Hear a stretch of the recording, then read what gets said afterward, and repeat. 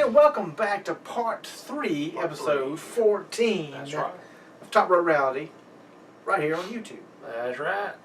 Let's get started with our... I ran across a little article on WWE.com where some staff writers said who would replace Seth Rollins. Okay. They gave us 6 names. I see a few maybe, but the others, no. They gave us Adrian Neville. NXT guy works. I mean, I guess he needs to pin those ears back though. But on that, he could replace Seth. He's pretty high flyer and everything like that. Right. He has the same type of style, I guess. Yeah. Put him in the gear and let's see what happens. Big E. No. Don't see Big E. No. Yeah. Thumbs down Big E. Dolph Ziggler. I already says see Dolph because he has nothing else right now. Right. He needs something. If the Miz and Zack Ryder thing ain't gonna come around, right? Then he needs something else. He needs something else. Cody Rhodes. They picked Cody Rhodes. Now Cody would stick out like a sore thumb. Yep. He needs to either be with his brother or be by himself. John Morrison. No. Would be a surprise. A comeback surprise. It would be a comeback surprise, but I just don't see him fitting in that SWAT team look. No. Before he started getting more popular, maybe, but right now, no. But he would be a. And I think that's why Adrian Neville is pretty much the top pick, is because we don't have. I mean, yeah, he has personality, he has his gimmick and everything. Yeah. But for the main viewing audience, people that don't have the network, they don't know him yet. So you can put him in there and be like, oh, well, he works because that's the first thing they've seen of him. Mm-hmm. But these other people, no. And the last one, Daniel Bryan. No. He worked when they put him in the whole Wyatt family thing because of the beard and all that. Yes. But he would not work in a Shield type situation. And will they even get anybody else? I don't. You know what? I'd be surprised if they put somebody else in there. I think this is the beginning of just the Shield being no more completely. Yes. It went from a 6-man, now it's a tag team. Very soon, I think the other two are just kind of going to go their own little way. Yep, that's true. Unless they could pay off Dean Ambrose, and then Dean Ambrose will turn heel too. And he just might. We Yeah. never know. We got a lot more. Once you realize you're outnumbered, you might just go for the money and be like, I'll go with Triple H. And that would be another shocker. It would be. And the poor little old Roman Reigns, Mr. Next John Cena, all by himself to fight the Samoan Superman. To fight Evolution. There you go, Samoan Superman. I like it. Yeah. Since John Cena, I think John Cena, man. I believe you call him another Superman here. Surprised he's allowed the Superman punch to last. That's true. Well, our next little talk is about the next 5 in the 25 greatest Intercontinental Champions. So far, coming with Shelton Benjamin at 25, Cody at 24, Steve Austin at 23, Jeff Hardy at 22, and Goldust at 21. I like those 5. Now this week at 20, Jeff Jarrett. And this is, I believe, a WWE list. This and is I'm a WWE shocked list. they would put him in there. I don't know. I mean, he did okay with it, but at the same time, I just know he has a lot of heat with Vince. He does. Maybe Vince ain't the one over this. Maybe it's somebody else. Maybe not. Maybe he just let them have the reins with it. Number 19, speaking of Reigns, his cousin, The Rock. Segue, you like that, didn't you? I like that. How about number 18, Edge? I like that. Big fan of Edge. Oh, yeah. But at the same time, just kind of the same concept with Stone Cold. How you said, he should have been better on the Intercontinental title did not define Austin's career, and it didn't define Edge's career either. And that's why I don't think he's higher up on the list. How about number 17, Greg the Hammer Valentine? He did good with it too. He did do good with it. So I think the list is getting better and better as we go.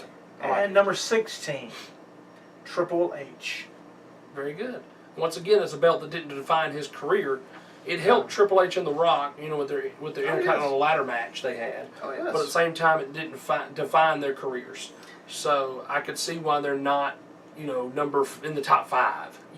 That's true. Because the top 5 people should be the belt. That's the belt that defined who they were. That they were the greatest when they were at that point, such as that, and they were the ones that made the belt better. Well, we will see when we get. So next week, we'll the start next off. 5. We'll start off with number 15 and head on down, getting closer. There you go.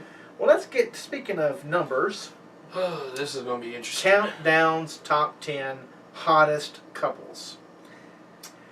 Okay. Some of these I agree with. Some of these not so much. We'll start off with number 10. Goldust and Marlena. I enjoyed that. I I enjoyed did the too. gimmick. I love the video package they showed for them. Nice. I don't like them at number 10. You think they I should be wish better? they should be better than 10. Well, when you see some of these people, of course they should be. Yes, I mean, they Goldust made it work, and Marlena, I mean, there you go. Yes. You know, you didn't know what he was going to do, and then she's there, and you're like, okay, is he this, or is he with her, you know? Right, exactly. You weren't sure. Rubbing on guys, but he's kissing on her. Exactly. Like, And I love that part of the gimmick because it made you think. Oh, yes. Number 9 made SmackDown what it was for years. And that's Edge and Vicky Guerrero. Yes, and another great video package they put with that one. Nice. I enjoy both of those. And, I mean, Edge and Vicky, like I said, it made SmackDown interesting. Oh yeah, because when they had the talks, the backstage, when they were showing the Edge and Vicky, they had Edge talk, they had Vicky talk, they had Teddy Long talk about it. Nice. It was very well done. Number 8, one I liked and should be better on the list. Right. King Booker, as they used to say, Booker. King Booker, which that's when we need the King of the Ring, because Yes. and Queen Sharmell. It will make a superstar, really. It will. I mean, Booker was already a superstar. But they weren't But when using it he correctly. when he won the King of the Ring and started in the crown, and she wore the crown, And the whole King the Booker. king and the pinky thrown up, and then won It the gave World him a- Heavyweight title. Exactly, gave him a whole other dimension. And it was very And well it made worked a for him. feud for the King of Kings versus King Booker. Yes, what you know. Which was sad because Booker had to leave after that. Yes. And then number 7, Mark Marrow and Sable. I don't like that. It needs if they're gonna have this on the list, it needs to be a little up toward 10. I could see that was be 10. Yes. They more talked about it was Sable. Sable, Sable was more that for Mark than Mark Merrill, who course. should have dropped when Sable went away and he dropped. I mean, Mark Merrill started losing. He should have went back to being Johnny B. Bad. That's it. That was the best thing for him ever. Number 6 is Ridiculous. I mean, it made for some funny TV. And that's what people was talking about. Mark Henry, I almost said Marrow on that one. That's confusing. Mark Henry and Mae Young. Yes, they even showed The her. birth of the she hand. Yeah, they showed her giving birth to the hand. Oh, Lord, that's nasty. Saying when she's pregnant and everything. Did they show the grown hand? They years showed later? the growth, the guy coming in there with the Lord. grand saying he's Mae Young's son, which is funny. And Horrible. And Mark Henry was talking about how it was a white hand, he's black, so it was It wasn't his kid. It wasn't his kid, but it's very funny. Number 5 is ridiculous but funny at the same time. Billy and Chuck. I forgot about Billy and Chuck. Of It's been course. so long, which it worked. It worked. It worked for the worked. time being. It really did. Could have Billy and Chuck worked today? Hell yes. Absolutely, because I mean, we're all all going to the- be so politically All correct. the stuff they done with the massages and get close for parts shouldn't get close for guys. Yes, and working out together. And then getting married or stretching almost, each other. almost all getting that. married. Yes. Rico being their stylist. Which Jericho said he had the best sideburns ever. He did. He had some great sideburns. And now he's a cop in Las Vegas, I believe.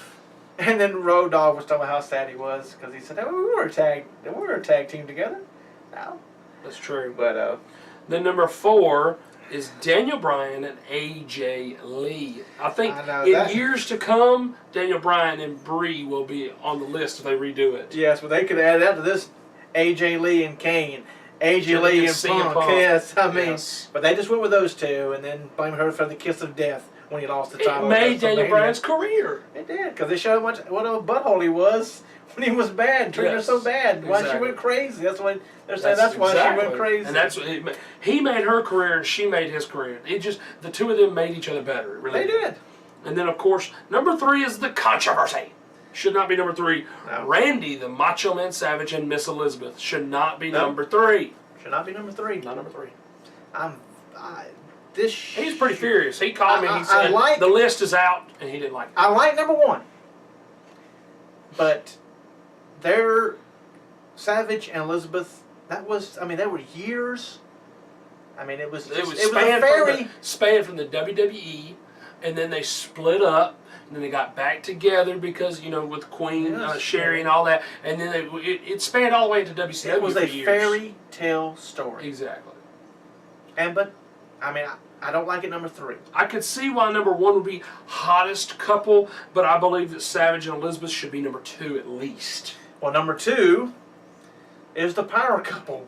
Triple H and Stephanie McMahon Helmsley. Yes, I'm surprised this was not number 1. Exactly. But But- number 1, I do like number 1. This person made the list twice.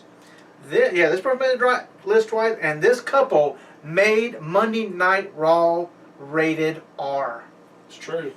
They did. That's it. Edge and Lita, one of the most watched segments of all time. The live sex. The live sex celebration. One of the most Yes. highest rated segments of And all they could time. not do that again. No. They may try That with a Billy and Chuck character, but it would not be. If they do it again, I could see Right to Censor reforming. Yeah, which wouldn't hurt Raw at all. It would not hurt. That'd be funny. Plus, And, some people, that would help some people who don't have nothing. That's true. For goodness But sakes. that is our list for the countdown. And next week, they're going to be talking about the top 10 trash talkers, which it better be Stone Cold Steve Austin is He was number the one. one.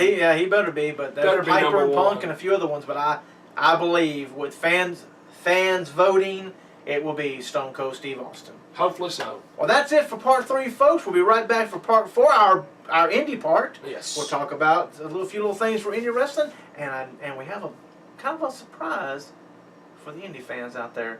See if they want to give a little helping hand. I There guess you you'd go. say. Get involved. Oh yes. So be right back for part 4, our little indie part, right here on Talk Road Reality.